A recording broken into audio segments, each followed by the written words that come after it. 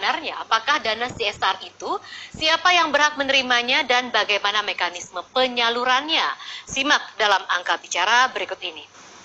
Ya pemirsa, Corporate Social Responsibility atau CSR adalah sebuah konsep yang mewajibkan semua organisasi memiliki tanggung jawab terhadap lingkungan sosialnya dengan mengembalikan keuntungan perusahaan kepada masyarakat, mulai dari konsumen, karyawan, pemegang saham, komunitas, dan lingkungan sekitarnya.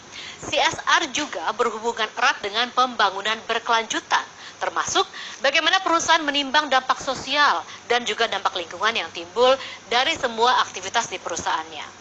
Besaran dana CSR diatur dalam Undang-Undang Nomor 40 Tahun 2007 tentang perseroan terbatas. Nah, DPR kini memperluas pemberlakuan kewajiban dana CSR tidak hanya sebatas pada perusahaan yang kegiatan usahanya berkaitan dengan sumber daya alam, tetapi semua perusahaan dengan besaran presentase yang bervariasi antara 2,5% hingga 3% dari total keuntungan perusahaan.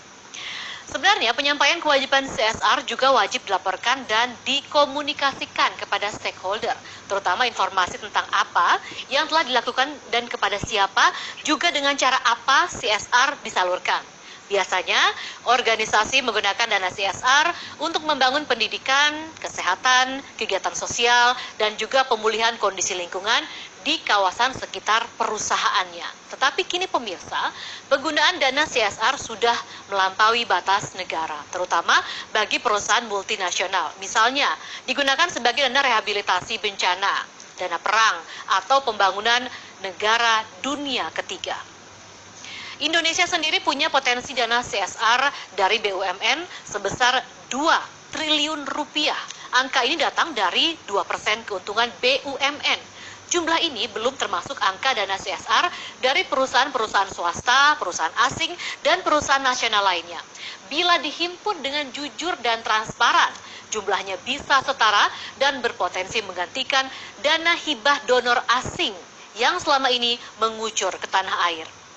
Artinya bila pemerintah cekatan menciptakan mekanisme penggalangan kekuatan program CSR swasta, pemerintah dan masyarakat akan memiliki daya ungkit sosial yang lebih berdaya.